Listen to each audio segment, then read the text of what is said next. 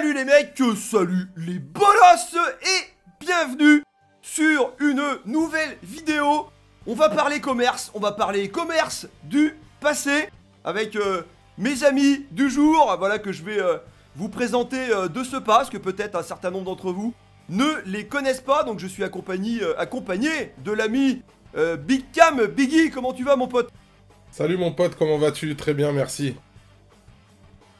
Ça va, aujourd'hui on a un temps un peu bizarre au bled, là, une espèce de sirocco, tu sais, avec 20 degrés par fin novembre, c'est un peu bizarre, mais bon, on va faire avec. Et on est accompagné de notre sensei Ninja Master national, Gemu Oni. Comment tu vas mon pote? Salut les mecs, ça va bien? Ah là là, comment il fait peur avec ses cornes, c'est un truc de malade quoi. Alors aujourd'hui, ah bah là c'est la classe, merci. C'est pour faire peur à ses ennemis, tu vois.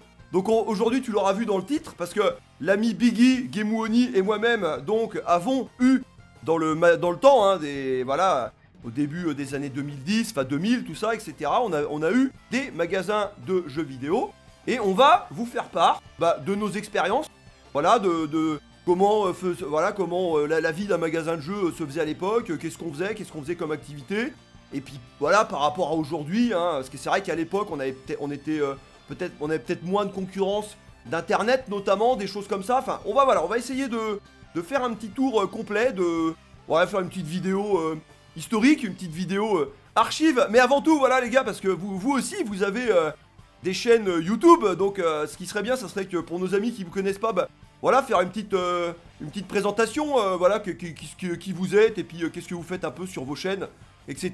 Vas-y Biggie, prends la parole. Bon moi je suis donc Biggie de la chaîne Big Cam Gaming sur YouTube. Donc moi j'ai une vidéo où je fais des tests rétro, du current gen aussi. Je fais des lives également.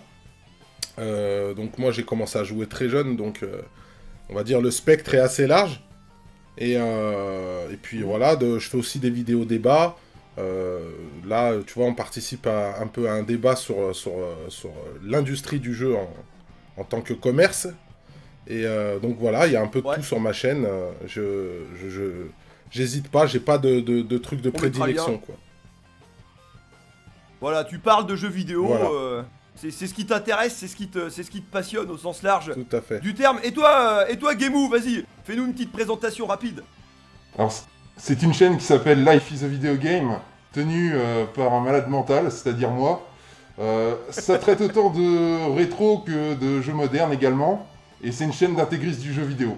Voilà, en gros c'est ça, avec une petite dimension sociale en même temps. Ouais. Parce que je pense que c'est bien résumé, donc voilà, pour nos amis qui pourraient avoir peur en te regardant, ne fuyez pas les enfants, et allez voir la chaîne de Gemu Oni, parce que je pense que non seulement vous allez apprendre des trucs, et puis en plus vous allez vous taper des barres, et voilà, puis tes montages sont toujours super bien faits. On guette avec impatience chaque sortie de tes vidéos, c'est toujours un plaisir. Bon les gars, comme je l'ai mentionné, hein, on a été tous les trois, on a eu des magasins de jeux vidéo par le passé. Donc avant tout, je vous propose qu'on fasse un petit tour pour nous dire chacun, voilà, si on était franchisé, si on était indépendant, et à quel moment on a eu notre magasin, et voilà, qu'est-ce qu'on faisait, si c'était plutôt du matériel neuf, c'était plutôt de l'import, plutôt de l'occasion, ou même du rétro gaming déjà à l'époque. Vas-y Biggie, allez, prends la parole, mets-nous une petite mise en contexte. Alors, donc moi je suis arrivé dans ce magasin, donc c'est mon ami Alexandre qui avait monté ce magasin à la base. Je suis arrivé peut-être 6 mois après le montage, donc j'ai participé avec lui, j'avais des parts. Et donc c'était un magasin qui était sous franchise jeux console, je pense que vous connaissiez. Donc jeux console, tu avais Ultima qui était dans la même franchise. Et donc du coup on a pris ce petit magasin. Donc on faisait essentiellement de l'occasion et du neuf. On avait de la PS1 Saturn jusqu'à... Excuse-moi. Pardon ? Excuse-moi Biggie, je te coupe. Est-ce que tu peux nous dire à peu près à quel endroit c'était, puis à quelle année aussi? Alors donc ouais, 2004. C'était au sud de Lyon, entre Valence et Lyon. Ça une petite ville qui s'appelle du moins Péage de Roussillon. Donc en fait, on avait pris le magasin ici parce que lui, on avait nos boulots respectifs à côté. Et donc moi, je suis informaticien de métier. Et vu que j'étais à mon compte, ça me laissait du temps également pour avoir pour le magasin. Donc lui, il était joueur de rugby. D'accord. Et du coup, il jouait dans une équipe de rugby à côté. Et ce qui fait que, voilà, on a pris ce magasin, c'était l'idéal pour nous deux. Et comme je disais, donc c'était 2004 et on faisait 2 locations du neuf. On partait de la PlayStation 1 Saturn jusqu'à... après, en fait, 2004, après c'était à cheval avec la sortie de la Xbox 360 et de la PS3 un peu plus tard. Ouais. Donc après, on a continué jusqu'en 2014, à la sortie de la PS4. D'accord. Donc ça fait 10 ans. 10 ans, tout à fait. T'as fait 10 ans d'activité, quoi.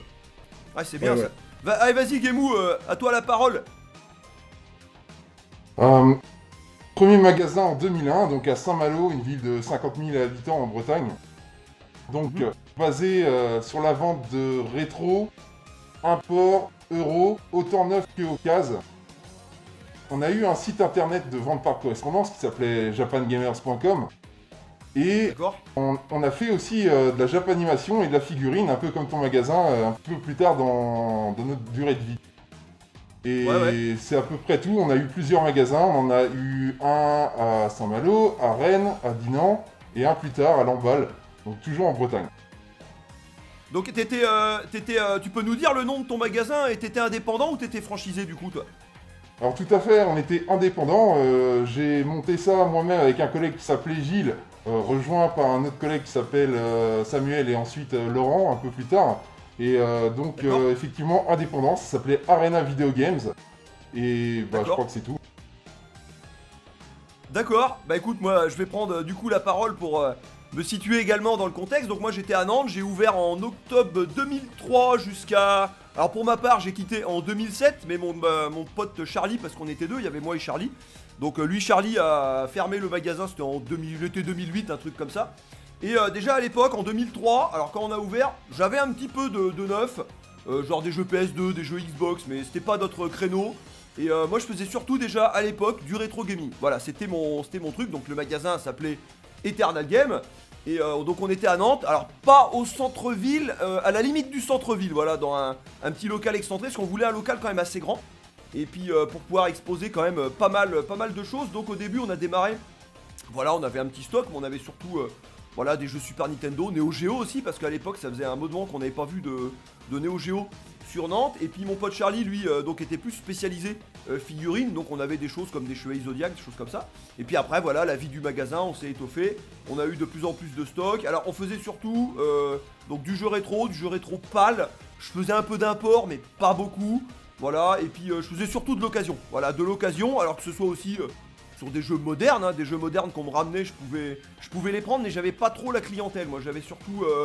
Voilà, je faisais surtout déjà du rétro gaming à l'époque, j'étais un peu un antiquaire, c'était un peu en marge à l'époque parce que c'est vrai que ça se faisait, c'était risqué de faire ça.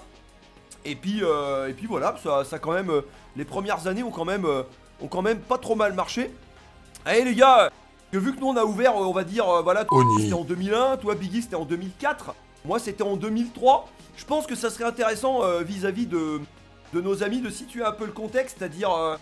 est-ce que vous aviez déjà beaucoup de concurrence à l'époque? Parce que je pense qu'à l'époque déjà il y avait plus de magasins physiques qu'aujourd'hui en 2020. Malheureusement en 2020 les magasins physiques ça commence à devenir un petit peu dur. On va commencer par là, puis après on parlera plutôt de l'aspect internet et tout après, parce que ça l'internet ça va être aussi un autre sujet. Donc Biggie, vas-y, commence. Est-ce que toi t'avais déjà beaucoup de concurrence et surtout est-ce que tu commençais aussi à travailler sur internet, comme par exemple qui avait son site internet? Moi aussi j'avais un site internet d'ailleurs pour faire de la VPC. Vas-y, raconte-nous tout là. Alors nous, c'était assez différent. Comme on était dans une petite ville, on était le seul magasin de jeux vidéo dans cette ville-là. Après, c'est pas une grande ville, hein.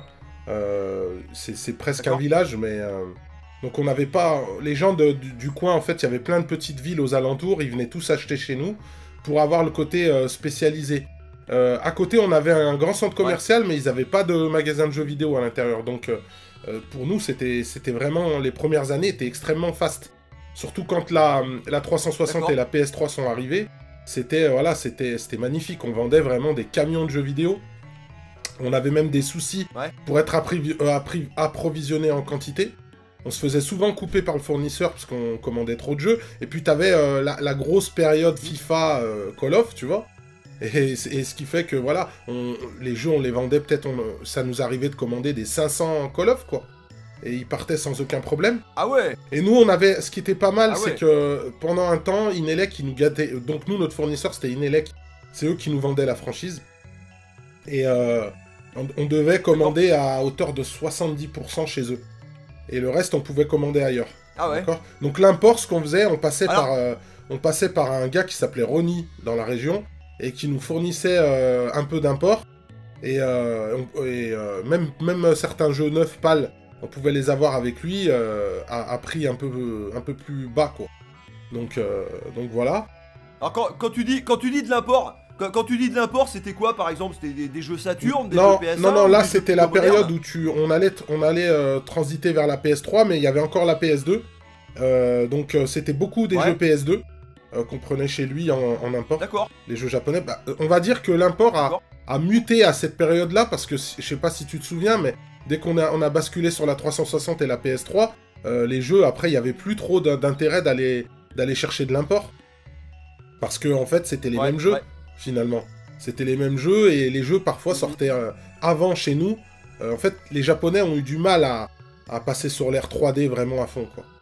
Donc du coup, après, il y avait plus trop d'intérêt. J'ai une question aussi, parce que toi, tu mentionnes que tu faisais du neuf très certainement plus que moi et enfin, on va y venir. Et parce que, en fait, il est réputé dans le monde du jeu vidéo, alors, aussi bien à l'époque qu'aujourd'hui, que des magasins, alors surtout indépendants, hein, des petits comme nous on pouvait l'être à l'époque, bah qu'en fait, sur les jeux vidéo et encore plus sur les consoles, on gagnait rien. Et moi je me souviens par exemple sur les jeux neufs, les quelques jeux neufs que j'avais, je mettais la TVA et je gagnais genre 1 ou 2 euros dessus, c'était ridicule quoi, c'était rien quoi. Est-ce que toi t'arrivais à faire ton beurre avec les jeux neufs? Alors quand même faire mon beurre c'est un grand mot, mais on avait 7 euros de marge par jeu neuf, et sur les consoles on avait une petite marge qui était de 2-3 euros, et ensuite on avait une rétro-marge qui nous était rétrocédée après. À peu près tous les 6 mois, Inelec faisait le global de ce qu'on avait, et il nous reversait une rétro-marge, ce qui faisait à peu près, on va dire, 10 euros par console neuve. Et nous, ce qui a été important pour nous à cette période-là, c'était la période Wii, avec Nintendo, donc on vendait beaucoup d'accessoires, on vendait beaucoup de jeux Nintendo, beaucoup de Wii. C'était vraiment... Après, nous, on était, comme je disais, on était un peu le mainstream du jeu vidéo, même si nous, on était des passionnés, voilà, on joue aux jeux vidéo depuis qu'on est tout petit. Mais en fait, quand on est rentré dans ce business-là, comment dire, la façon dont on s'est fait conseiller, nous on voulait une boutique de puristes au départ, mais on nous avait dit que c'était pas viable sur le long terme. Donc nous on a essayé de durer le plus longtemps possible, ce qui fait qu'on était parti sur une boutique un peu plus mainstream, un peu comme Micromania, vu qu'il y avait rien dans le coin.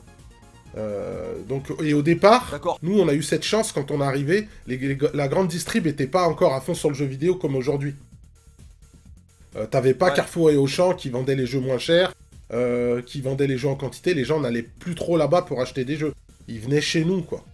On les conseillait, on leur expliquait, pour leurs enfants, ils disaient, voilà, mon fils, il a tel âge, il fait tel truc, quel jeu on peut prendre, etc.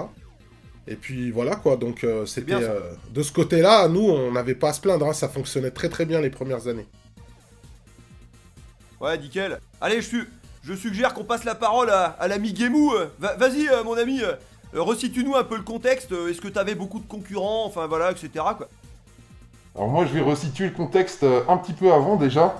Faut savoir qu'on sortait de l'âge d'or du jeu vidéo, c'est-à-dire Super Nintendo, Mega Drive, où les mecs se sont vraiment gavés. Vraiment, c'était la bonne époque d'avoir un magasin de jeux vidéo. Pour un peu que tu gérais bien ta boutique. Et moi, quand j'ai ouvert, c'était déjà moins le cas. Déjà, c'était moins porteur, le jeu vidéo. Donc en termes de concurrence, on avait juste une boutique indépendante et une boutique Ultima, ce qui s'est suivi d'une deuxième boutique Ultima dans la ville. Et effectivement, comme le disait Biggie, au niveau de la grande distribution, ils n'étaient pas aussi bien organisés au niveau du jeu vidéo. Pour eux, c'était juste un produit d'appel. D'accord. Ils s'investissaient pas dedans, effectivement. Donc, par contre, avec le temps qui s'est écoulé, tout a vraiment changé. Et autant au niveau de la grande distribution qu'au niveau du développement internet, où je pense on en reparlera dans cette vidéo, on va s'attarder dessus, mais effectivement le développement d'internet s'est énormément développé dans le sens où on est passé du modem 56K à la DSL, et les habitudes de consommation des gens ont beaucoup changé. Donc de toute façon, voilà. C'est comme tu dis, on pourra en témoigner parce qu'on a vu une vraie transformation de l'internet, nous, à notre époque, et du coup qui nous a affecté directement. Et toi, vis-à-vis justement de les quelques concurrents que tu avais à l'époque, les Ultima par exemple que tu citais, est-ce que tu étais en concurrence directe avec eux? Est-ce que ça se passait bien? Est-ce que tu avais des bonnes relations ou c'était la guerre? Non, ça se passait mal. Je veux dire, autant avec l'autre boutique indépendante, il n'y avait pas de soucis, mais par contre avec les Ultima, le management nous faisait des petits coups dans le dos. Ils nous avaient envoyé Nintendo une fois parce qu'on vendait du jeu Nintendo import. Alors pour nous faire chier, ils avaient envoyé Nintendo. Et donc du coup, nous, on avait trouvé des techniques pour se venger un petit peu. C'est-à-dire que, en fait, les gens, quand ils nous ramenaient des jeux vidéo d'occasion qu'on avait trop en stock, c'est-à-dire en grande quantité, eh bien, au lieu de leur dire non, parce que c'est mauvais dans un magasin de jeux vidéo, quand quelqu'un te rapporte un jeu et tu lui dis non, je reprends pas parce que j'en ai trop, eh ben on lui reprenait quand même un petit peu moins cher que ce qu'on faisait d'habitude, parce qu'on connaissait aussi les prix de reprise d'Ultima, et donc on les ramenait à Ultima, parce que eux aussi avaient la même politique de reprendre tous les jeux, et donc du coup on se faisait du bon d'achat comme ça, et au lieu de commander des jeux neufs chez un fournisseur, eh ben on leur prenait des consoles en fait, et ça nous permettait nous de satisfaire le client, de leur faire un petit coup mauvais, parce qu'on leur filait des jeux pourris, et de récupérer pour nous des consoles, voilà. Donc c'était ça. Par contre, niveau concurrence internet, bon bah c'était ce qu'il y avait à l'époque, c'était les Akiba, les Neo Ayato, ce genre de choses. Et effectivement... Ouais, c'était pas encore très développé. Non, c'était pas très développé, mais c'était des boutiques qui marchaient extrêmement bien. Et effectivement, ça représentait une grosse partie de notre chiffre d'affaires.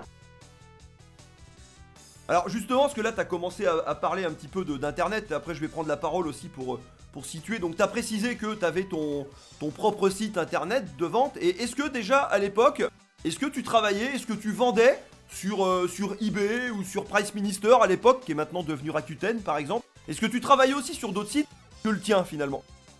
Non, pas du tout. Nous, on travaillait vraiment sur les forums, dans les magazines aussi, Console Plus, Gameplay, RPG, Hardcore Gamers, on faisait des pubs dedans. Et vraiment principalement sur notre site internet. On travaillait pas sur eBay ou les autres sites de vente par correspondance, non. On faisait pas ça. Très bien. Bon bah moi je vais prendre la parole, puis je vais situer aussi un petit peu le contexte. Donc j'ai ouvert en octobre 2003 à Nantes. Il y avait donc quand même, je sais plus, 4 ou 5 magasins encore qui existaient au centre-ville de Nantes. Il y avait, je sais plus si Dog Game existait encore, il y avait Mega Games notamment. Il y avait, il y avait quelques magasins mais qui faisaient principalement du jeu neuf. Il y avait aussi un Dynamic Game avec Nico, que je sais pas s'il regardera cette vidéo, mais que je salue. Nico, c'était pas... Juste un instant. Est-ce que Nico, c'était pas un grand avec les cheveux longs bruns? Ah non, au contraire, il était pas très grand, les cheveux courts, un petit peu blond châtain quoi. Non, bah c'est pas ça, parce que je connaissais un petit peu les boutiques de Nantes, et je me souviens, il me semblait, mais je confonds sûrement, qu'il y avait un Dynamic Games. Alors c'était peut-être pas Dynamic Games, c'était peut-être Dot Games. Et il y avait un grand brun avec les cheveux longs, mais peut-être que je me trompe. Et en face de lui, pas tout à fait en face, il y avait une boutique qui faisait que du jeu d'occasion, un petit peu comme toi. Mais alors ça, ce que le gars que tu mentionnes, c'était, je crois, Pascal, justement, c'était Ultima, et la boutique en face, c'était Ocas Game. Mais ça, c'était un petit peu Ouais, avant. c'est ça. Ah oui, oui, c'est vrai. Ouais, c'était il y a longtemps. Voilà. Ouais, c'est vrai. Mais oui, c'est ça. Et en fait, là où c'est cocasse, c'est que donc moi j'étais à Nantes, toi t'étais à Saint-Malo, donc géographiquement, c'était pas non plus à l'autre bout de la France, et on avait quand même des clients en commun, notamment des clients par exemple qui étaient à Rennes, et en fait nous on s'est connus Game Oni, enfin pas directement évidemment, mais par clients interposés, et des fois j'entendais parler de toi, il y a des clients, ils venaient me voir et puis qui disaient oh putain il y a un magasin à Saint-Malo, Arena, les mecs ils sont sympas, et puis ils s'y connaissent et tout, tu sais des vrais pros, des spécialistes, et puis voilà. Enfin moi j'ai toujours entendu que des bonnes choses te concernant, tu vois. Donc pour en revenir à la concurrence, donc voilà, il y avait ce type de magasin, mais qui faisait pas quasiment, ces gens-là étaient surtout concentrés sur tout ce qui était nouveauté. Donc c'est vrai que moi j'ai vite pris la réputation d'antiquaire du gaming, et ce qui fait que même à l'époque, moi j'étais en bon terme. J'étais en bon terme avec à peu près tous les magasins. Et ensuite j'ai même développé un petit partenariat avec la Minico de Dynamic Game. Que des fois voilà j'étais un petit peu en cours, j'étais un petit peu rack en stock de jeux PS2, des choses comme ça. Et j'allais le voir et il y avait beaucoup de jeux des fois en double, en triple. Et il me vendait ça à prix, voilà, vraiment à prix d'amis. Et pareil tout ce qui était rétro gaming. Alors des fois il rachetait des trucs, des fois il m'envoyait les clients directement. Et puis moi c'est pareil, il y a des mecs des fois qui venaient me voir pour comment dire, pour des jeux spécialisés, fin neuf, des choses comme ça. Et du coup je les envoyais chez Nico. Donc on avait développé une sorte de voilà de partenariat et c'était sain. Voilà, c'était une concurrence qui était saine à l'époque. Jusqu'à ce que Neo Ayato arrive, ils ont ouvert à peu près c'était 6 mois après moi. Mais eux c'était vraiment surtout de l'import. Surtout de l'import, tandis que moi de l'import j'en faisais pas trop, je faisais surtout du PAL. Et puis voilà, je faisais de la Neo Geo, évidemment Neo Ayato faisait de la Neo Geo aussi. Donc à l'époque j'avais également mon propre site internet, on vendait, je crois que c'était eternalgame-fr.com, je crois de mémoire, un truc comme ça. Mais j'avais également un compte eBay, voilà, on vendait sur eBay. Et puis pendant la vie du magasin, après on s'est rendu compte qu'eBay ça commençait déjà même à l'époque à se dégrader. Voilà, la communauté, le système de notes, enfin c'est, voilà, eBay, je sais pas. Moi mon avis aujourd'hui en 2020, eBay c'est une décharge. Mais déjà à l'époque ça allait, mais ça commençait à se décliner. Et ils ont commencé à, par exemple il y avait Price Minister qui avait un service beaucoup mieux. Et on avait commencé aussi à vendre, on a créé un compte Price Minister, on avait commencé à vendre sur Price Minister et ça marchait, ça marchait plutôt bien. Donc ça voilà, c'était pour la mise en contexte. Alors il y avait aussi quelques caches, il y avait quelques caches en périphérie. De Nantes et alors je les connaissais pas, voilà, je les connaissais de nom mais je connaissais pas les employés qu'il y avait dedans, choses comme ça. Mais ce qui était cocasse, ce qui était barrant, on avait une trocante aussi. Et je sais que parfois les caches, eh ben ils m'envoyaient des clients. Ils m'envoyaient des clients parce que des fois il arrivait que des caches, il y a un gars qui se ramenait avec une Super NES avec 2 poches Leclerc remplies de jeux. Et pour X raison, le cache ne lui reprenait pas. Et du coup il me les envoyait. Et je récupérais des gens comme ça aussi grâce au cache quoi. J'étais du coup, j'avais drainé une sorte de population, une sorte de clientèle que presque plus personne voulait sur Nantes à l'époque. Voilà, c'était vraiment une clientèle de ringards, une clientèle de bolos. Et puis là, c'est pareil comme vous, les gars. Là où je me suis démarqué, c'est que, alors non seulement je faisais du rétro gaming, mais on avait aussi ce côté spécialisé, ce côté expertise, entre guillemets. Et les gens aimaient venir nous voir parce que on n'était pas simplement un magasin. Par exemple, j'avais aussi un canapé.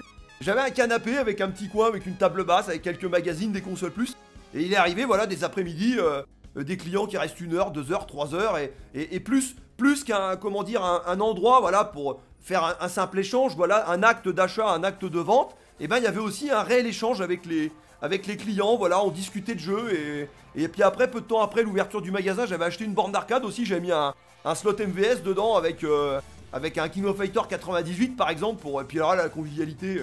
Ah ouais, voilà, là. Je mettais la borne d'arcade. La borne d'arcade elle était gratuite, elle était à disposition gratuitement, il n'y avait pas de pièces. Voilà, on pouvait rentrer, on pouvait jouer, et c'était pour mettre un peu plus de convivialité dans le magasin. Allez, j'aimerais qu'on vienne justement qu'on développe un peu cet aspect d'internet, parce que voilà, on a ouvert tous les trois, on va dire début des années 2000, et évidemment, comme le mentionnait l'ami Gemou tout à l'heure, l'internet a beaucoup évolué pendant cette période-là, jusque voilà, début des années 2010.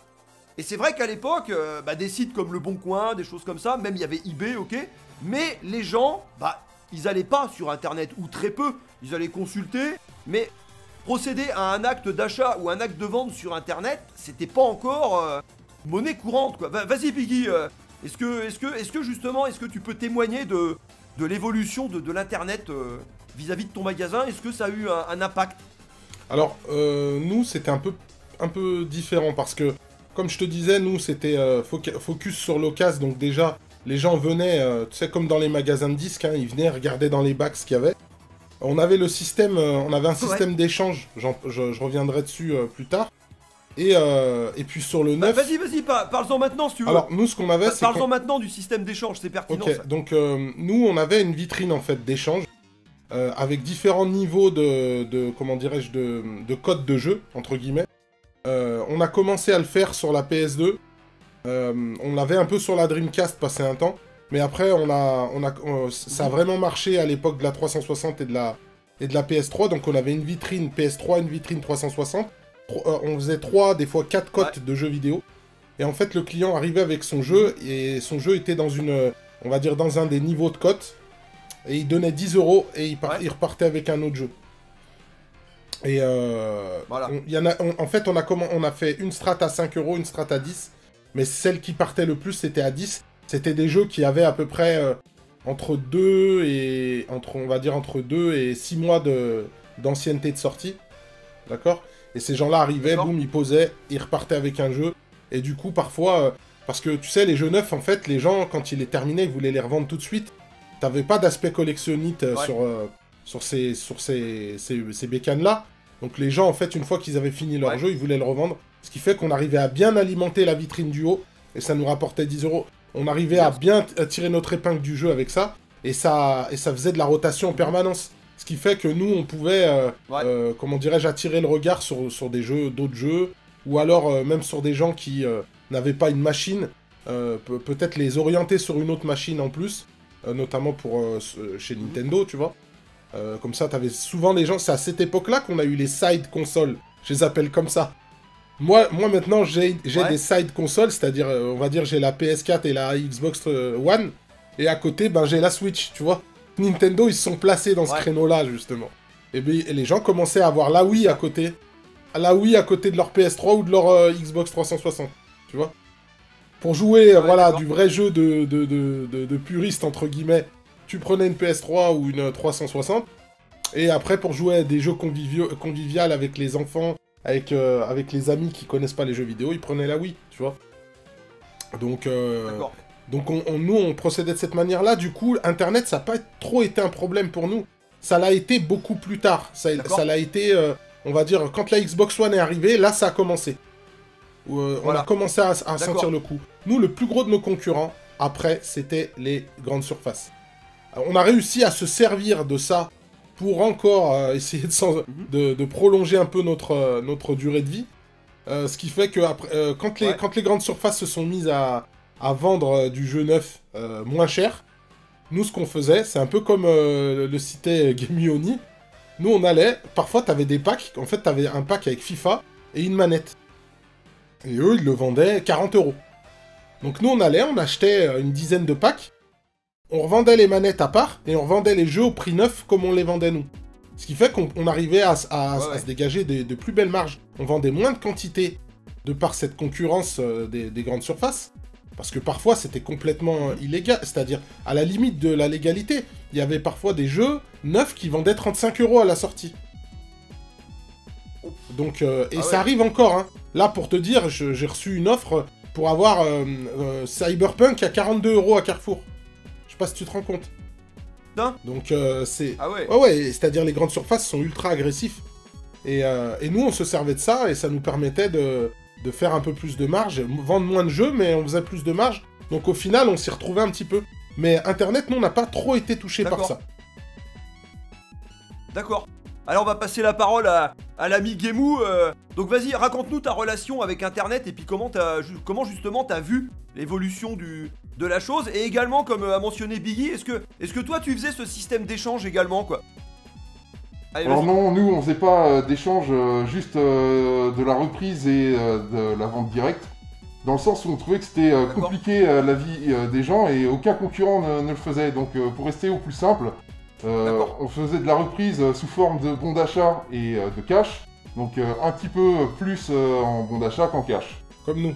Sinon pour en revenir sur Internet, donc à part les concurrents que j'ai cités un peu plus tôt, les boutiques qui faisaient de l'import comme nous, c'était vraiment très faible. Ce qui se passait, c'est qu'on partait au Japon et on allait acheter du jeu à Akihabara ou en périphérie de Tokyo. On remplissait des cartons, on allait à la poste et puis on envoyait, je sais pas, 250 kilos de jeu sur un voyage ou quelque chose vraiment, comme ça. Ouais. C'était vraiment à l'ancienne, quoi. Vraiment donc, du coup, toi-même personnellement, tu t'es déjà rendu au Japon pour faire ce genre d'opération, alors? Bah, très souvent, ouais. Très souvent. Et en sachant que c'est aussi comme ça qu'à l'époque je m'étais fait ma collection, c'est-à-dire en achetant au début des années 2000 énormément de jeux là-bas où on trouvait du Radiant Silvergun à 30 € en magasin, tu vois, ce genre de choses. C'est pour vous donner un petit peu une ordre des prix là-bas. Et ouais, puis il y avait aussi les... Je me souviens, il y avait pas mal de jeux AES des Samurai Shodown 2, des King of Fighters 95, il valait 8 euros quoi. 8-10 euros quoi. Je pense que t'es... Enfin, en tout cas, moi, quand j'ai commencé, c'était beaucoup moins. C'est-à-dire que tu trouvais des jeux... ah oui, vraiment beaucoup moins. Peut-être du Samouraï 1 et 2, surtout le 2, hein, à 3 euros, tu vois. Ouais. Enfin, dans les meilleures boutiques, c'était 3 euros, quoi. En Neo Geo AES, hein. On précise, bien les sûr. gars, c'est de l'AES complet, c'est pas du Neo Geo CD, hein. Mais je vais vous raconter une autre anecdote, c'est-à-dire que les soldeurs, à l'époque, c'était la folie. Les soldeurs, je rachetais du Secret of Mana 2, du Super Metroid, tous les Donkey Kong, Super Famicom, tout ça, c'était 100 yens. C'était même pas 1 euro, quoi. Et c'était pour vous expliquer comment ça se passait. Et Mais donc, il y a beaucoup de choses là-dessus. Je voulais vite faire rebondir sur ce que tu disais. Faut savoir une chose, c'est qu'au Japon, les prix du rétro gaming ont monté à cause des Français. En grande Non. partie. Ouais. En grande partie des Français, mais Ouais. pas que, bien sûr. Mais les autres ont suivi après. Les autres ont suivi, mais effectivement, c'était les Français qui ont toujours été proches du Japon. Si tu regardes la consommation de manga, c'est les Français. On a toujours été très très proches d'eux, en fait. Et donc, on a c'est lancé vrai. cette mode. On a lancé cette mode, c'est vrai. Et à quelle fréquence, combien de fois t'allais au Japon par an? Est-ce que tu faisais un voyage, 2 voyages, 3 Ouais, voyages? c'était 1 ou 2 voyages. Ouais, 1 ou 2 voyages, plutôt 2 que 1. Ah, quand même. Ouais. D'accord. Ouais, c'est intéressant. Et donc vis-à-vis d'Internet, vas-y, explique-nous. Est-ce que par exemple, toi, t'as vu le comportement de tes clients évoluer au fur et à mesure de ton magasin? Après, peut-être des gens qui te parlaient plus d'eBay, qui commençaient à vendre sur eBay ou des choses comme ça, peut-être, ou à acheter sur eBay. Alors, il y a eu une inertie. Il faut savoir que les clients qui commandaient chez moi n'étaient pas intéressés par la PlayStation. C'est-à-dire que tous les jeux japonais PlayStation que j'avais, ça partait pas. J'arrivais pas à les vendre du tout. Ce qui partait, c'était plutôt Mega Drive, Super Famicom, enfin je parle en apport en tout cas, hein. PC Engine, Ouais. ce genre de choses. Et tout ça, sur eBay, c'était beaucoup moins développé qu'à cette époque. Dans le sens où, ce qui m'a fait beaucoup de mal, c'est l'avènement du direct sales. C'est-à-dire qu'à l'époque, nous, quand on allait au Japon dépouiller des magasins pour envoyer des colis en France, eh bien, les Japonais n'avaient pas conscience du potentiel de la vente de jeux rétro comme ils l'ont eu par la suite. C'est-à-dire que, pour eux, c'était juste des vieux jeux qui servaient à rien, et ils étaient bien contents de voir des Européens venir dans leur boutique pour leur acheter tout ça. Et ils avaient bien compris ça, et c'est pour ça qu'ils continuaient à les reprendre d'ailleurs. Et sinon, ça serait peut-être pas fait au Japon, parce qu'il faut savoir que les Japonais, sinon, un jeu, quand ils l'ont fait, s'ils peuvent pas le revendre, eh ben, ils le jettent. Il y a eu beaucoup de jeux qui ont été jetés au Japon. Donc c'est aussi nous, les étrangers, qui ont fait en sorte que on ait préservé ce patrimoine, en pillant les magasins japonais. Donc maintenant, ils se plaignent de ce qu'on a fait, mais ça a été les premiers à en faire le commerce et à vouloir s'en débarrasser. Sinon, ils les jetaient, donc voilà. Donc ça, c'est une chose. Ouais.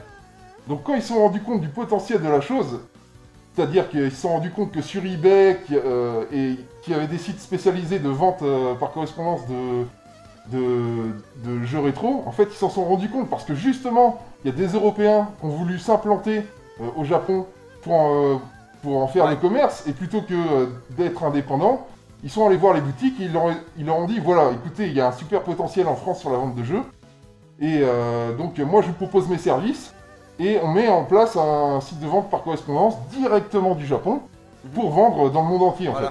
Et ça nous a fait beaucoup de mal. C'est arrivé vers 2000. Et ça c'était en quelle année? 2003 plutôt. Ah voilà, donc donc c'était assez tôt quand même, hein. 2002-2003, ils en ont pris conscience assez rapidement quoi. Bah quand ils ont vu l'ampleur que moi, ça j'aurais dit prenait, plus tard. parce qu'il faut savoir qu'à la fin des années 90, un Metal Slug AES, ça coûtait strictement rien au Japon, vraiment rien quoi, personne n'en voulait. Même en France, si tu trouvais un Metal Slug original, de toute façon il n'y avait que des originaux à l'époque, dans un cash converters, si tu le payais 30 francs, c'était le maximum, enfin peut-être que j'exagère, on va dire 200 francs. On a eu l'avènement du DirectSell, je vous prendrai un exemple, Nico from Tokyo, il est un petit peu connu, qui a travaillé pour Mandalake en fait, et donc il s'est mis à vendre de la figurine, et puis s'est intéressé aux jeux vidéo, et donc tout le monde l'a copié. Et il y a des Français, des étrangers qui sont installés au Japon pour faire du direct sales, donc les Yakuza Games, les Nin Games, etc. Les Tokyo Toy Factory, très sinistreusement connus, on va dire, et tout ce genre de boutiques. Et donc, ça sonnait le début d'une concurrence farouche qui s'est même par la suite développée aux particuliers. C'est-à-dire que même après, les Japonais ils se sont mis à se faire des petites boutiques en ligne. Ça, c'est plus récent. Et donc, du coup, la concurrence n'a fait que devenir de plus en plus sauvage. Et ça, c'est un fait au niveau d'Internet. Mais après, au niveau d'Internet, ce qui a tué les boutiques, c'est vraiment l'avènement de la vente entre particuliers. Donc, non seulement les grandes surfaces comme Biggie l'a dit sont devenues vraiment très agressives, et j'aurai une anecdote par rapport à ça, mais la vente entre particuliers, ça fait que, eh ben, on va zapper les boutiques. Et donc, du coup, Internet, c'est devenu vraiment compliqué, quoi, pour les boutiques. Ouais, Voilà. c'est ça. Et donc, Moi, je vais prendre la parole ouais, parce que... je te laisse. Vas-y, continue, Gemou. Alors, juste vas-y, mon est-ce que anecdote. t'avais d'autres choses à dire, vas-y. Juste mon anecdote Vas-y, par vas-y. rapport à la concurrence, puisqu'on est sur la concurrence. Donc, je voulais dire par rapport, je voulais vous donner un exemple. C'est par rapport à Gran Turismo 5 sur PlayStation 3. Donc, c'était plutôt déjà vers la fin de mon existence de boutique, on va dire. Et donc, on l'avait eu une semaine en avance. Et on était content, on se disait on va faire plaisir aux clients. Et donc, on l'a mis en vente une semaine en avance, puisque nous, la seule chance qu'on avait par rapport à la concurrence énorme, telle que les grandes surfaces, c'était de sortir les jeux un petit peu en avance. Nous, on le faisait aussi. Hein. Ouais, bah, obligatoirement, hein, si tu voulais survivre, t'étais un peu obligé. Et donc, les gens étaient contents, ils nous achetaient du Gran Turismo 5, tout se passait bien. Et une semaine après, vient la sortie, et Carrefour le pète à 55 €.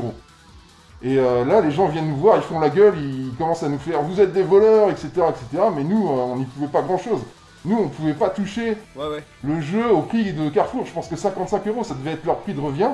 Ils l'avaient au niveau du groupe. Et donc, du coup, comme ils doivent commander, je sais pas, 50 000 pièces, ils ont un tarif beaucoup plus bas que le nôtre. Et donc, ils le pètent à prix coûtant, quoi. C'est même pire que ça. C'est même pire que ça. En fait, moi, je me suis renseigné après par la suite parce que ça nous faisait tellement de mal. En fait, ils le vendent en dessous du prix même. Parce qu'en fait, ils ont le droit de vendre en dessous de leur prix de marge, de leur prix de revient. En fait, parce que ça c'est un produit qui fait venir les clients pour autre chose. Donc, eux, ils ont le droit, en fait, de le faire. Nous, on n'a pas le droit, par exemple.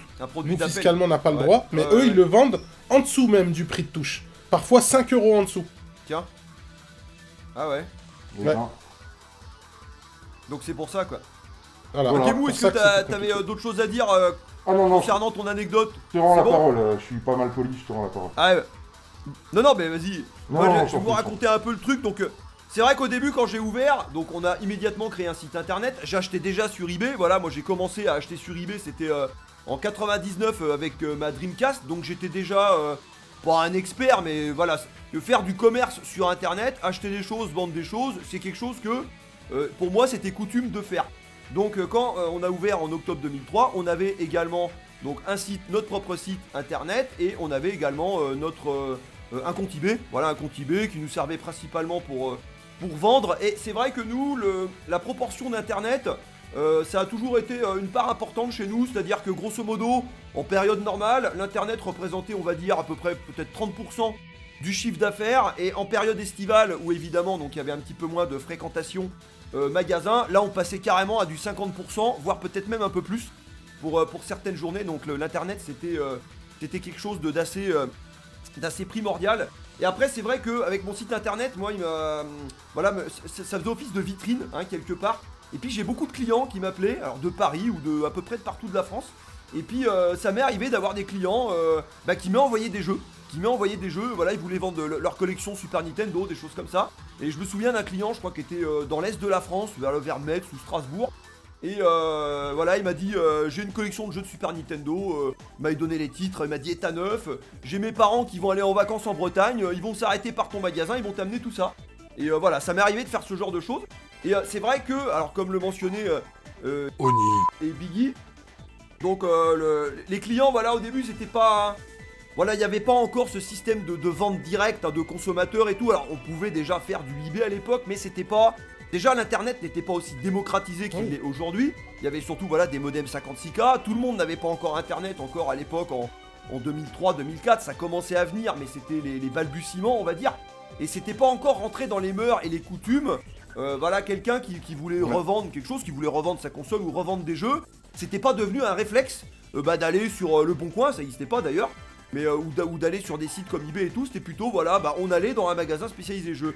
Je vends des jeux vidéo, bah je vais aller à Cash ou je vais aller dans ce magasin spécialisé. Donc ça c'était... et c'est vrai que rapidement, 2005, 2006, par là, et ben ça a commencé, je voyais les clients à parler entre eux, eBay, ah t'as vu sur eBay il y a ça, c'est moins cher, et puis sur eBay on commençait à trouver des trucs bah que voilà on trouvait pas forcément en magasin, et parce qu'en magasin on pouvait pas tout avoir hein, évidemment. Et c'est vrai que bah là, enfin moi du coup dans la période, la petite période où j'ai eu mon magasin, j'ai eu Eternal Game, j'ai clairement vu cette transition de changement de mode de consommation, et puis même dans la tête des gens.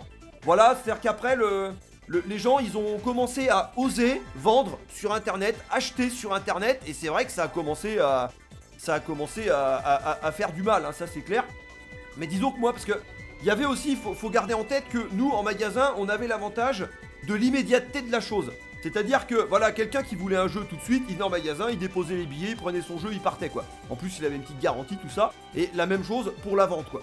Donc je me souviens à l'époque par exemple, un Final Fantasy 7 par exemple en PlayStation, j'ai vu les prix grimper assez rapidement. C'est-à-dire au début on les vendait genre 30 € et on a vite fini à 45. Et moi j'ai des clients qui venaient de Paris de temps en temps, et ils m'expliquaient que, alors que sur eBay voilà on pouvait l'avoir à on va dire une quarantaine d'euros, en boutique ils le mettaient à 100 € à Paris.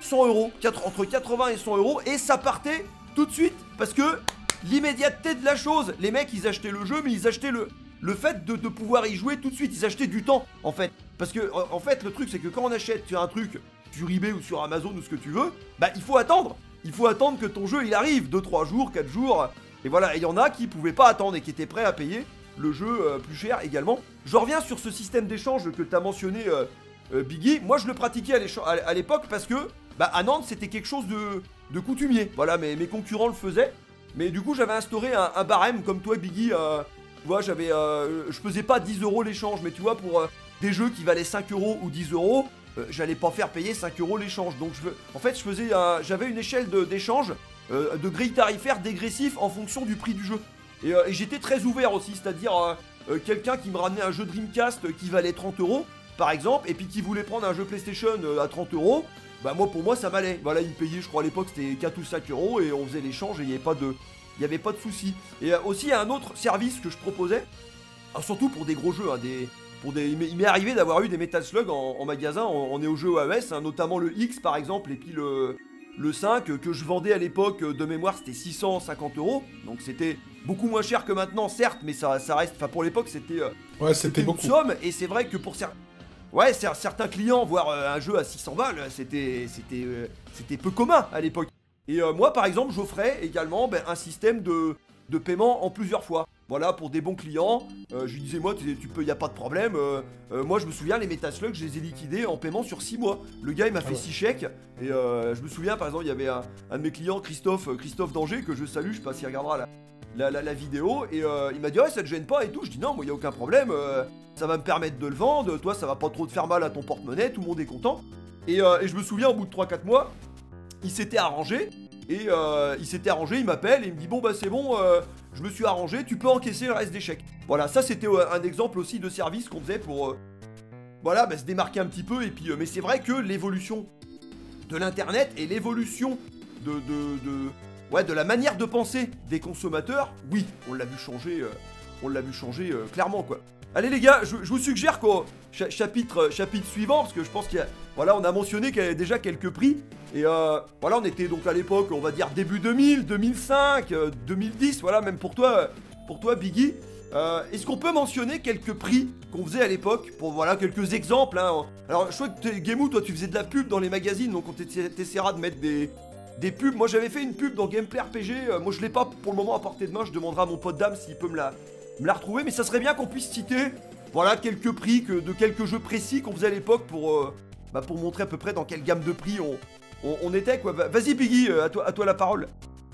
Alors moi c'est sur ça je peux pas te donner vraiment de prix, parce que moi je t'ai dit je faisais essentiellement du mainstream, je faisais pas de Neo Geo. Ça nous arrivait de reprendre du rétro. Tu disais t'avais de la Saturn par exemple. Est-ce que tu peux nous citer 2 ou 3 jeux Saturn avec des prix que tu faisais par exemple? Ah non, les jeux Saturn, moi ça m'arrivait. Nous on vendait par exemple un Guardian Heroes, on le faisait à 15 €. Donc c'était Donc, bas. le PAL, hein. Oui, le PAL, ouais. Et encore, faisait à parce que 15 c'était un gros euros. titre. D'accord. Oui, c'était un gros titre, ouais. Ouais. Mais je sais pas, moi, qu'est-ce que je peux te donner comme exemple? Parce que nous, on faisait de l'import essentiellement sur PS2, mais des jeux rares import, nous, on n'avait pas trop de jeux rares, donc je peux pas te donner des prix vraiment. Nous, c'était extrêmement dégressif. Moi, je te parle de ça quand la Saturn, quand la PS2 venait de sortir. Donc, c'était le max, le jeu le plus cher valait 15 € quoi, sur Saturn. Mais on faisait essentiellement les jeux du PAL là-dessus. Les jeux import PS2, donc je suppose qu'ils étaient neufs. Combien tu les vendais à l'époque? On les vendait 100 €. Ouais. Et ça partait, non? Ouais, ça partait, ouais. Ça partait. Ouais, c'est bien, ouais. Allez, vas-y, Gemou, est-ce que t'as quelques exemples à nous donner? Ouais, donc les jeux PS2 en neuf, c'était 75 €, que ce soit en Jap ou en US. Après, nous, on était vraiment spécialisés là-dedans, donc on n'avait peut-être pas les mêmes contacts non plus. On les achetait directement des fournisseurs sur place. Pour vous donner des prix à l'ancienne, il me semblait... Alors, après, je vais vous dire quelque chose, mais ça va pas être forcément vrai selon la période dont je vous parle. Moi, au début de la boutique, je me souviens, on faisait du Samurai Spirits Neo Geo à 25 € par exemple. Du jeu NEC PC Engine, ouais, c'était 15 €, c'était 25 € selon le titre. Même du bon titre, hein, c'est-à-dire... je sais pas moi, qu'est-ce qu'on pourrait citer Super Long Nose Goblin, pour donner le titre anglais, bah, c'était 25 €, hein, c'est... des Koryun, c'était certainement pas les prix d'aujourd'hui, alors c'était peut-être un peu plus, mais c'était 40 €. Ce genre de choses. Que vous dire, moi je me souviens du Last Blade 2, ça devait être 160 €. Qu'est-ce qu'il y avait comme prix que je pourrais... en Jap. Ouais, en Jap. Ouais, les titres US, j'en récupérais, mais surtout en rachat de particuliers. Tu m'envoyais des colis. Mais c'est vrai que j'avais plus de mal à les récupérer, les jeux US. Qu'est-ce qu'il y aurait d'autre comme prix que je pourrais vous donner comme ordre d'idée en Saturn? Saturn Jap, ça coûtait rien. Ça coûtait rien du tout. Ouais. Un Radiant Silver Gun, combien à peu près? Alors quand je te disais que j'avais racheté 30 € au Japon dans une boutique, c'était quand même exceptionnel. Si tu allais dans les traders à Akihabara, tu vois, les boutiques front, on va dire, c'était quand même beaucoup plus cher que ça. Mais déjà, à l'époque, on le vendait au moins 100 € au départ de la boutique, quoi, tu vois. Pourquoi est-ce qu'on faisait une marge aussi importante que ça? C'est parce que, en fait, ça nous permettait de proposer d'autres titres qu'on touchait un peu trop cher à moins cher, en fait. On faisait une sorte de balance comme ça. Ouais. Et on essayait quand même malgré tout d'être le plus compétitif possible, donc on regardait un petit peu ce que faisait la concurrence. Et donc du coup, on s'alignait vers le bas. Et ça nous permettait aussi de vivre et de réinvestir dans du stock. Et donc, qu'est-ce que je pourrais vous citer d'autre comme prix? Ah oui, t'as une question, vas-y, je t'en prie. Non, mais je vais enchaîner, moi, en citant quelques exemples de prix, puis après, si t'en as d'autres qui... Bien sûr. T'en as d'autres qui viennent, on conclura. Moi, je me souviens, j'ai une anecdote marrante, parce que j'achetais beaucoup sur eBay juste avant d'ouvrir le magasin, et pour se constituer un stock, mais j'achetais des pièces précises. Et par exemple, moi je me souviens, quand j'ai ouvert Eternal en octobre 2003, des Vampire Kiss Super Nintendo, j'en avais 4. 4, et mais 4 complets, hein. Du PAL, j'en avais 4 complets en PAL, et je les achetais en moyenne entre le moins cher. J'ai gagné une enchère, pour vous dire, un jour j'ai gagné une enchère sur eBay, donc c'était en 2002. J'ai gagné le jeu complet à 12,50 €. 5 € de frais de port, 17,50 €. Et en général, je les achetais en moyenne aux alentours de 30 €. Entre 25 et 30 €, frais de port compris. Et par exemple, Vampire Kiss, à l'ouverture de mon magasin, je le vendais 60 €. Par exemple, alors il y a des trucs, c'est les jeux Master System, ça valait rien. Ça valait rien, je les mettais à 1,50 €. Je les mettais à 1,50 € et personne en voulait, quoi. J'avais du Rocky, du The Ninja, mais 1,50 €, personne en voulait. Du jeu en boîte, hein. C'était pas du jeu en loose, hein. Les jeux Mega Drive, c'était pareil. Je me souviens, j'avais Batman et Robin. Sans notice, donc en boîte, sans notice, 15 €. J'ai dû mettre plus de 6 mois à le vendre. Mais plein d'exemples comme ça. Alors après, des titres précis, en plus cher, en Super Nintendo, en plus cher, j'ai eu Mega Man X2. Mega Man X2 en PAL, que j'ai vendu 120 €. Qui a mis un certain temps à se vendre, mais qui est parti quand même. En Neo Geo, pour donner quelques exemples, Aero Fighter 3, donc Jap, 180 €. Neo Geo Cup 98, pareil, 180 €. Metal Slug X, Metal Slug 5, 650 €. Je me souviens avoir passé du Sangoku 2, Sangoku 3 US, Sangoku 3 US à 150 €. Voilà, des choses comme ça, quoi. Et, Ah oui. et des jeux Super Nintendo. Vas-y, Tu ouais. peux rappelle rapidement, par exemple, pour Vampire Kiss, qu'est-ce que c'est la cote aujourd'hui? Aujourd'hui, je sais pas. Combien il vaut, je sais pas. T'as de la chance quand tu le entre trouves à 400, 450. T'as de la chance quand tu le trouves à 450. Ouais, voilà. S'il est en Pour bon donner état, une bien sûr. indication ouais, aux gens ouais. quand tu... Les titres que tu choisisses pour juste Ouais. donner une indication aujourd'hui de ce que ça vaut. Ouais. Et moi, par exemple, pour les jeux Super Nintendo en loose, donc j'avais des jeux Super Nintendo en loose, et en fait, moi j'avais comme prix psychologique maximum, y compris pour moi, de pas dépasser 45 €. Je me souviens une fois avoir vendu un Mega Man X3 en loose, en pâle, 45 €. Voilà, j'y joue. Pour moi, un loose Super Nintendo, si ça dépassait 45, il y avait un problème. Il y avait un problème, quoi. Donc voilà, alors j'avais ce genre de choses. Et du jeu Saturn aussi, par exemple, je me souviens avoir eu Mega Man X3 de mémoire en Saturn, en pâle, genre pareil, 50 €, 50 ou 60 €, quelque chose comme ça. Dragon Force, je me souviens, j'avais acheté Ayato. Mon concurrent, il le rentre à Ayato, j'ai un petit client, il vient me voir, un petit gamin, tu sais, il avait 13-14 ans. Ah, il me dit, ouais, il y a Ayato, il vient de rentrer Dragon Force en pâle sur Saturn. Je dis, ah bon? Il me dit, il le vend 50 €. Et je dis, il est complet? Il me dit, oui, il est complet. J'ouvre ma caisse, je lui file un billet de 50. J'ai dit, va me le chercher, s'il te plaît. Il a été me le chercher, 10 minutes après, il revient. Il dit, tiens, le v'là, et je l'ai mis à 90. Alors, c'est peut-être pute, mais à l'époque, 50 €, ça valait pas 50 balles. Bah oui. Je l'ai mis à 90 et il a dégagé. Je l'ai même pas gardé un mois, quoi. Voilà, quoi. Est-ce que t'as d'autres exemples Oni. Non, y a rien qui me revient comme ça. J'en aurais plein si on me cite des titres de jeux, mais effectivement, ça n'avait rien à voir. Et il faut insister sur le fait que, comme tu disais, les gens n'avaient pas d'intérêt comme ils en ont maintenant, en fait. Et ça, c'est très important de le dire. Ouais. Ouais. Moi, c'était fréquent. Ça m'est arrivé d'avoir, je me souviens même au début du magasin, c'était un... Alors, c'est pas si c'était un gérant, le gérant d'un magasin, enfin d'un concurrent, ou bien le pote d'un gérant, je sais pas, mais il y a un gars, il est venu me voir, et je me souvenais plus de cette anecdote, c'est Charlie qui m'en a reparlé il y a quelques années, et c'était au début de mon magasin, et le mec, il vient avec un carton de jeux Super Nintendo, donc tous complets en boîte, un état très propre, il y avait une vingtaine, mais que des bombes, hein, du Mega Man X, du Vampire Kiss, du Ghouls and Ghosts, du Metroid, enfin voilà, que de la valeur sûre. Et quand je me souviens, quand j'ai vu le carton, j'ai dit mais vas-y, j'ai dit il nous le faut absolument, quoi. Et on a acheté ça. Enfin, par rapport, tu vois, le prix du Vampire Kiss aujourd'hui, 450, on n'a même pas dû acheter le carton ce prix-là à l'époque. Tu vois, c'est pour te dire. Ouais. Donc oui, non mais c'était pas. Tu vois, le gars était venu me voir parce que je connaissais, parce que j'étais spécialisé. Mais on essayait quand même à l'époque de maintenir des prix qui étaient. Alors c'était. Il faut garder en tête qu'à l'époque, un jeu Super Nintendo complet en boîte, 60 balles, 80 balles. C'était une somme, hein. Moi j'ai eu pas mal de clients qui étaient choqués, hein. Les mecs ils se ramenaient, ils disaient mais t'es fou de vendre ça à 60 €, 80 €. Moi j'ai eu plein de clients. Je leur ai expliqué, je dis ouais mais les gars c'est rare et tout. Alors après ils remettaient pas ma parole en cause ou quoi que ce soit, mais ça en choquait quelques-uns. Alors maintenant quand tu vois des prix 200 balles, 300 balles, 600 balles, en plus ça choque même plus personne. C'est là que tu te dis que voilà, il y a eu quand même une grosse évolution. Alors justement, pour conclure cette vidéo et amener le sujet final de cette vidéo, qu'on va faire la transition. Voilà, là, nous on a parlé du passé, hein, début des années 2000, milieu des années 2000, et revenons maintenant dans le présent, en 2020. Et qu'est-ce que vous en pensez comment vous voyez l'avenir d'un magasin de jeux vidéo, alors que ce soit indépendant, le pauvre, entre guillemets, ou bien même les grosses franchises, hein, comme Micromania ou tout ça, face aux abonnements et aux démat, hein, qui sont en train de pousser à la porte, grave. Comment vous voyez l'avenir pour eux Est-ce que ça risque d'être compliqué Biggie, prends la parole. Alors bah, pour moi, franchement, bon là on sait les difficultés par exemple que le groupe Micromania a, parce que maintenant ça appartient à un groupe américain. GameStop. Comment il s'appelle? GameStop, oui.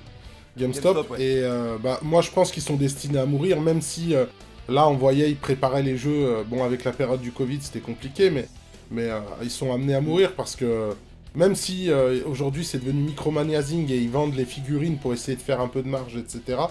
Mais ils se font tellement laminer par les grandes surfaces. Comme je vous ai expliqué, n'oubliez pas Cyberpunk à 46 €, vous vous rendez compte? Eux, ils pourront jamais le vendre, ne serait-ce que 50 €, ils arriveront pas. C'est-à-dire le jeu va être à 70 chez eux. Donc le choix, il est vite fait, j'ai envie de dire. J'ai envie de dire que le choix est tellement vite fait. Moi, je pense que... Est-ce que... tiens, Biggie, J'ai une question pour toi, justement, concernant Micromania. Est-ce que tu penses, parce que moi c'est mon avis, alors, avec des grosses guillemets, Micromania, donc très souvent, hein, ils sont dans les galeries marchandes de centres commerciaux, hein, centres commerciaux, donc en général avec des loyers quand même, je pense, relativement assez élevés. Voilà, est-ce que tu penses qu'à moyen terme, même en déménageant, peut-être dans des locaux au centre-ville, des locaux moins chers, ces gens-là peuvent survivre en se reconvertissant, en faisant du goodies par exemple, en vendant des t-shirts, en vendant des porte-clés. Alors c'est ce qu'ils font déjà aujourd'hui. C'est ce qu'ils font déjà. Ouais, mais ils le font. Ouais, ils mais le ça font à suffira fond pas même. pour maintenir leurs locaux. Bah là, si tu veux, aujourd'hui, vu que c'est Zing, on va dire presque 50% de leurs ventes, c'est du goodies, hein. C'est du pop, c'est du mug, des t-shirts, des porte-clés. C'est vraiment, ils sont à fond dedans, les goodies, les figurines, etc. Donc maintenant, le problème, c'est que ça suffira pas, je pense, à terme. Et nous, c'est ce qui nous a eu, hein. Nous, ce qui a signé la fin du magasin, c'est que, en fait, on va dire, les grandes surfaces sont arrivées à leur apogée avec la PS4 et la Xbox One. Et après, on n'arrivait plus à lutter. Et c'est pour ça qu'on a arrêté. Ouais. C'est que c'était juste, on n'arrivait plus à lutter. Il faut savoir aujourd'hui, même quand tu achètes une console neuve, il y a des offres avec de remboursement sur tes cartes fidélité dans les grandes surfaces. Donc on peut pas lutter. Quand tu récupères, t'achètes une PS5. Je te dis une bêtise. La PS5, elle vaut 499 en version disque. Tu vas avoir 30 € remboursés sur ta carte si tu l'achètes. Parce que tu as dépassé un palier de somme. Comment tu veux lutter? Alors que toi, tu dois la vendre le prix conseillé. Et tu as une rétro-marge. C'est-à-dire que tu vas rien gagner au départ. Peut-être 1 ou 2 €. Et tu vas avoir une rétro-marge que tu auras au plus tôt dans 6 mois. Donc c'est juste pas possible. Moi je pense que Micromania, allez, je leur laisse 2 ans et c'est fini. Ouais. Ah ouais, 2 ans si court que ça, ouais. Bah, ah ouais, je pense que oui. Et toi Gemou, vas-y Biggie, continue, puis on passe la parole à Gemou. Non, c'est qu'il y a eu déjà des choses qui sont remontées. Il y a pas longtemps, encore, je crois, des sabrages dans les magasins GameStop aux États-Unis et ils ont dit ça arrive en Europe à grands pas. Donc, moi je vous dis, 2 ans c'est déjà beaucoup. Ouais, c'est le domino. C'est le château de cartes qui est en train de s'effondrer, quoi. C'est ça. Ouais, d'accord. Allez, vas-y Gemou, dis-nous ton... Alors moi je ferai pas de pronostic, mais ce que j'ai envie de dire c'est que les grandes surfaces c'est pas le problème principal. Je pense que tous les magasins sont condamnés, ça c'est clair, mais c'est plutôt pour 2 raisons pour moi. C'est le développement de la vente entre particuliers, et pour ce qui est du neuf... la collection, oui. Oui, pour ce qui est d'occasion surtout, hein, c'est-à-dire même pour les jeux récents. Donc ce qui est quand même le nerf de la guerre pour les boutiques de jeux vidéo, c'est-à-dire que c'est avec ça qu'elles font leur marge. Donc ça, elles l'ont plus quasiment à cause de la vente entre particuliers. Et au niveau du neuf, à cause d'entreprises comme Amazon en fait. C'est trop gros, ça a niqué une trop grande part de l'industrie en termes de distribution. Et ça a un trop grand poids, et en plus ils bénéficient de réductions d'impôts, ils font de l'optimisation fiscale, quand toutes les boutiques ont une imposition et des charges maximales. Donc dans ces conditions-là, c'est trop impossible de pouvoir rivaliser, même en proposant un service de proximité. Donc pour moi, les boutiques de jeux vidéo sont condamnées, et même le fait de devenir un antiquaire du jeu vidéo, ça permettra peut-être à certains passionnés un petit peu aveugles de vivoter, mais ça va être quand même très très compliqué dans l'époque à laquelle on vit en fait. Voilà, ça c'est mon avis. Ouais. Moi je t'appuie là-dessus, sans compter qu'on n'a pas parlé du démat. Le démat, alors le démat, le démat. Je voudrais dire quelque chose dessus. Contrairement à ce que tout le monde pense, je ne pense pas que le démat va devenir l'unique source d'approvisionnement de jeux vidéo. Le physique restera toujours présent. Alors je dis pas qu'il sera présent à hauteur de 50-50, mais il sera toujours présent. Il y aura des irréductibles, comme moi par exemple. Moi je n'achèterai pas de jeux en démat, j'achèterai que du physique. Et le jour où ça s'arrêtera, eh bien je protesterai en n'achetant pas de jeux, et je ferai tout pour craquer les jeux, j'en ai rien à foutre. Donc voilà, c'est ce que je ferai. Et je pense qu'il y a d'autres gens qui pensent comme moi, et qui arrêteront d'acheter du jeu physique neuf. Non, qu'est-ce que je dis? Qui arrêteront d'acheter du neuf quand il n'y aura plus de physique. Voilà. C'est mon avis. Moi je vais vous dire mon avis brièvement aussi sur la question, c'est-à-dire que je suis votre avis les gars, hein. Moi l'avenir pour Micromania et les boutiques indépendantes en général, je le vois très sombre, hein, je le vois très mal. Après, je pense quand même, on verra, hein, mais je pense quand même qu'il subsistera quand même quelques boutiques, comme tu l'as dit Gemou, hein, quelques antiquaires, bah, notamment à Paris, à République, alors peut-être pas tout le monde, mais voilà, il restera quand même les 1 ou 2 plus solides, parce que je pense quand même que, même y compris dans des grosses villes comme Marseille ou Lyon, où il y aura toujours une communauté, voilà, un peu de gens comme nous, des irréductibles, et à partir du moment qu'il y a toujours une communauté avec pas trop de concurrence et un seul magasin qui peut... Voilà, qui peut suffisamment vivre ou survivre là-dedans. Donc des boutiques antiquaires, entre guillemets, je pense que oui, il en restera, à plus ou moins grande échelle. Mais après, pour le reste c'est compliqué. Alors après, pour compléter un peu ce que tu dis, Gemou, concernant le physique, que le physique est voué à disparaître. Alors moi, j'ai envie de dire le jour où ils vont nous sortir des consoles, ou bien même carrément des box, où on n'aura plus que des abonnements, des choses comme ça, ou que du démat avec le physique, va complètement disparaître, il se peut, je l'avais déjà mentionné peut-être dans d'autres vidéos, par exemple on va dire, t'as le Assassin's Creed 36 qui sort, c'est vraiment un exemple saugrenu, tu vois, pour rigoler, donc il sera que en démat, mais pourquoi pas, ils te vendent un coffret collector à Leclerc justement, avec une figurine, un artbook, je ne sais quoi, ouais. Et dedans, une boîte vide avec un code. Voilà, ça arrive déjà. Tu seras client. Bah, ça arrive déjà, mais ça... Parce que physiquement, les consoles, elles auront plus de lecteur quasiment. Ou alors ton jeu, ça sera une carte. Ça sera une simple carte avec un numéro, pour avec streamer. Un code. Est-ce que t'achèteras toujours? Est-ce que t'achèteras toujours Gemou dans ces eaux-là? Eh ben moi, je me suis fait niquer déjà. Je suis vénère. Je suis complètement vénère. Là, regardez, je transpire. J'ai des veines qui ressortent. J'ai acheté le Spider-Man Miles Morales en version Ultimate sur PS5. Ouais. Je me dis, c'est cool, putain, je vais pouvoir me faire le premier avec le ray tracing et tout. Et putain, il y a un code dedans, personne nous a prévenu en fait.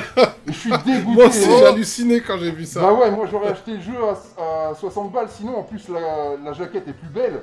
Et je me tape un putain de code dedans, j'étais dégoûté, je vous jure. Ah, j'ai envie de me faire rembourser quoi. Ah là là. Allez, au final, pour conclure cette vidéo, quelle expérience vous conservez justement de toute cette époque magasin de jeux vidéo? Est-ce que vous avez gardé des jeux pour vous, pour votre collègue? Est-ce que c'était enrichissant? Est-ce que c'était une expérience enrichissante? Et est-ce que c'est quelque chose que vous recommenceriez si jamais vous aviez l'occasion, dans un monde meilleur à tout hasard? Vas-y, Biggie. Alors, moi personnellement, j'en conserve d'excellents souvenirs. Vraiment d'excellents souvenirs, notamment que nous, on partait souvent en convention payée par le fournisseur. Donc on allait tester les jeux avant leur sortie, tout, c'était top. Grâce à ça, j'ai gagné ma Xbox One perso. Donc j'ai mis une raclée à Killer Instinct au mec de chez Microsoft. Et j'ai gagné la console, donc j'étais content. Donc j'en ai des souvenirs magnifiques. En plus, c'était à Disneyland.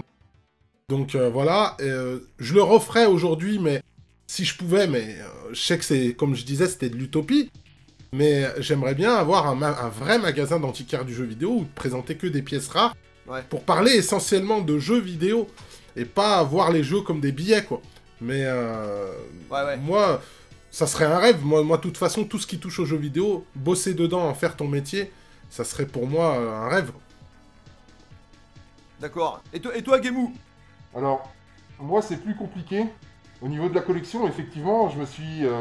constituer ma collection comme ça, et avant j'avais une collection bien plus importante que ce que j'ai maintenant, et les aléas de la vie a fait que mon compte en banque de Ninja s'est retrouvé pas terrible, et à la fin de mon activité, bah, j'ai dû vendre une grosse partie de ma collection pour faire quelques yens, et tout ça, ça a amené sur énormément d'anecdotes que je raconterai sur ma chaîne, des choses qui vont vous choquer, des choses un peu folles que j'ai fait pour le jeu vidéo, par passion.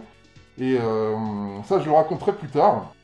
Et pour en revenir à ce que tenir des boutiques m'ont apporté, ça m'a vraiment changé comme être humain, en fait. Je veux dire, avant, j'étais un petit peu un ninja à fleur bleue, un petit peu fragile, tu vois. Et en fait, être confronté à cette réalité, cette dureté de l'entrepreneuriat, en fait, ça m'a rendu beaucoup plus fort. Ça m'a rendu beaucoup plus fort. C'est-à-dire que, en fait... dans le monde occidental, on est un peu protégé par nos parents de tous les problèmes et des duretés de la vie. Et en fait, quand tu commences une expérience d'entrepreneuriat, et bah, tu te confrontes à la dureté de la vie en direct. De plein fouet. De plein fouet, c'est ça. Et c'est vraiment, vraiment dur à gérer. Surtout, justement, comme je vous explique, quand tes parents t'ont un petit peu cocooné avant, tu vois, ce qui n'est pas forcément mon cas, je parle parce que moi je suis né au Japon, hein, tu sais bien. Je parle d'une manière générale, et donc du coup, en fait, ça m'a vraiment durci, ça m'a appris la vie, en fait. Et ça m'a permis de progresser dans mes rapports sociaux, ça m'a permis d'être plus affûté, plus efficace, et ça fait de moi une meilleure personne. Et donc, à partir de là, c'est ça que ça m'a apporté, voilà. Et qu'est-ce que je pourrais ajouter? Et si t'avais l'occasion... Ouais. Si t'avais l'occasion, aujourd'hui, en 2020, de refaire ça, est-ce que t'y retournerais, quoi? Alors, si c'était à l'époque, oui, carrément.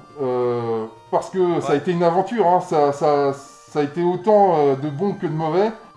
Et je le referais différemment, mais je le referais à pieds joints, je sauterais dedans à pieds joints. Mais je le ferais certainement pas au jour d'aujourd'hui, ça c'est clair et net. Oui, voilà. Ouais. Voilà. Et donc... Bah, moi, c'est un peu comme vous, les gars. Moi, c'est une expérience, voilà. Bah, par exemple, tous les amis, Axel, Lestat, Grégovic, on s'est tous connus là-bas au magasin. À l'époque, bon, bah, quand on a monté Green Hill, hein, Green Hill, c'était un peu la chaîne YouTube Eternal Game, hein, quelque part. Voilà, qui est maintenant Eternal Game existe aussi réellement, donc c'est un peu cocasse. Bon, bah, c'est pareil, moi, au même niveau que vous, hein, j'étais du coup chef d'entreprise, hein, au même titre que toi, Gemou, donc du coup, sur ça met bien la tête sur les épaules, voilà, on est obligé d'assumer, on a beaucoup de responsabilités. Moi, ça, c'était pas un problème, c'est quelque chose que je savais faire, que j'assumais de faire. Et puis, bah, surtout, d'un point de vue social, d'un point de vue humain, rencontrer beaucoup de clients, entre guillemets, qui sont devenus des amis, hein, à force. Les stats aussi, notamment, des choses comme ça. Et créer, du coup, une vraie communauté. Mais voilà, mais si aujourd'hui... on m'en a parlé d'ailleurs, hein, on m'a dit ouais, DGJX, si un jour tu reviens en France, pourquoi tu referais pas ça et tout. Je dis non, mais c'est mort, c'est mort quoi. Voilà, en fait, moi pendant toute la période où j'avais ce magasin, alors je dirais pas que j'ai sacrifié ma passion entre guillemets, mais je voyais plus le jeu vidéo comme une passion, c'était un business. C'est clair. Et du coup les jeux, quand j'avais un jeu dans la main, je voyais pas le potentiel d'amusement qu'il pouvait m'apporter, ou le fun, ou la passion. Je voyais, ouais, ce jeu, je peux l'acheter tant, je peux le revendre tant. Et du coup, quelque part, ça m'a pourri ma passion. Et je me souviens, quand j'ai arrêté le magasin, il m'a fallu quand même plusieurs années, 2-3 ans, où je jouais toujours, mais beaucoup moins. Beaucoup moins parce que c'est pas... c'est pas que j'en suis ressorti traumatisé, mais pas... Ouais, t'étais dégoûté. Ouais, dégoûté, ouais, c'est un peu ça. Ouais. C'était un peu ça, j'étais dégoûté de ma passion. Et puis après, voilà, le goût, il est revenu. Et les choses évoluent, et maintenant on est sur YouTube en 2020 en train de déblatérer des conneries, mais voilà, le partage de passion, qui soit physique dans une boutique ou finalement, voilà, finalement quelque part sur une chaîne YouTube, et bah, le partage est là, le plaisir est là. Et alors c'est vrai, moi avec le magasin j'avais déjà beaucoup de jeux, hein, à l'époque, en Mega Drive, Super Nintendo, en Neo Geo j'ai bien boosté. Je me souviens, un exemple précis, quand j'ai ouvert mon magasin j'avais 39 jeux Neo AES dans ma collecte, et j'ai terminé le magasin, j'en ai plus de 80. Donc j'ai quasiment doublé ma collection Neo Geo AES grâce à ça, donc c'est bien. Mais voilà, donc si c'était à refaire, non, c'est clair que non, je le referai pas. Et je vois par exemple, je prends l'exemple de YouTube aujourd'hui pour comparer de manière insolite. Mais YouTube, c'est pas un business, voilà, c'est pas un business, on est là, on a aucune contrainte, on n'a pas d'impôts à payer vis-à-vis de ça ou quoi que ce soit, des trucs de RSI ou de la merde de paperasse, tu vois, on tourne une vidéo, on la monte, on la publie et on partage dans les commentaires et basta, ça s'arrête là. Donc c'est peut-être plus simple, quelque part, peut-être plus simple, peut-être plus sain aussi, parce qu'il n'y a pas l'argent, il n'y a pas cet aspect. Voilà, il n'y a pas l'aspect pognon, pognon derrière quoi. Bon bah les gars, je pense que voilà, on a fait un large tour du truc. Est-ce que vous avez d'autres choses à rajouter? Est-ce que vous voulez vous exprimer sur la fin, même sur des trucs que vous avez oublié de dire ou d'autres sujets, je sais pas, Biggie? Non, pas particulièrement. Voilà, c'est ça, c'est qu'on partage aujourd'hui notre passion grâce à YouTube. Moi, c'est pour ça que j'ai monté ma chaîne, pour parler de jeux vidéo et voilà, toujours être dans cette ambiance-là, quoi. Voilà, c'est ça. Et toi, Gemou, là, est-ce que t'avais un petit mot de la fin à dire? Ouais, je voulais rebondir sur ce que t'as dit. Effectivement, je pense que j'ai dédié ma vie aux jeux vidéo en faisant pratiquement 11 ans de boutique comme je l'ai fait.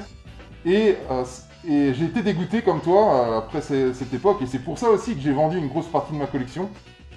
Mais ça m'a vrillé psychologiquement. C'est-à-dire que je m'en suis jamais remis, puisque en fait ma fibre... Elle est dans le jeu vidéo, je respire jeu vidéo, je vis jeu vidéo. Et donc du coup, je n'ai eu de cesse de reconstituer cette collection. Et je me suis dit, après avoir investi autant de temps, autant d'années dans le jeu vidéo, est-ce que je peux me permettre de juste faire un taf de ninja en allant assassiner des gens pour de l'argent et ne plus faire partie du jeu vidéo en fait? Et je me suis dit, non, c'est juste pas possible. Ouais. Et cette expérience, cette culture que j'ai acquise pendant cette dizaine d'années dans une boutique, j'ai voulu refaire partie du monde du jeu vidéo. Et donc du coup, YouTube, ça m'a permis d'avoir un tremplin pour transmettre les idées que j'ai à transmettre, la culture et la préservation du patrimoine vidéoludique. Ouais, effectivement. Voilà, c'était le dernier mot C'est bien. ma part. C'est magnifique. Eh ben Ah, justement, merci.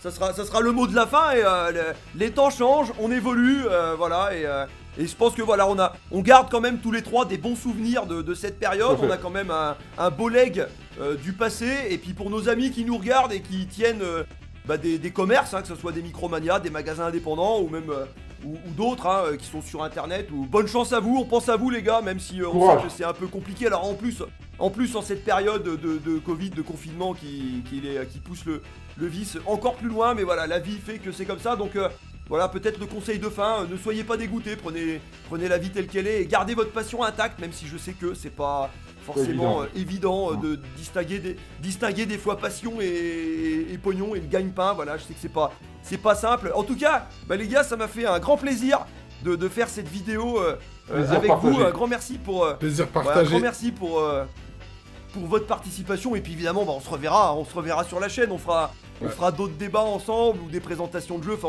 on va bien trouver quelque chose à présenter ou à dire et puis voilà. Mais mettez-nous ceux pour nos amis qui nous regardent, exprimez-vous dans les commentaires, peut-être que toi aussi, hein, t'as eu un magasin de jeux vidéo, donc n'hésite pas à nous partager ton expérience et puis ou alors peut-être que toi t'as aussi connu des vendeurs avec qui t'as sympathisé, etc. Donc c'est toujours très intéressant, n'hésitez pas à vous exprimer sur le sujet et on aura le plaisir de vous retrouver sur la chaîne prochainement pour d'autres vidéos. Et comme d'habitude, n'oubliez pas que tout ceci n'est qu'un jeu. C'est un jeu.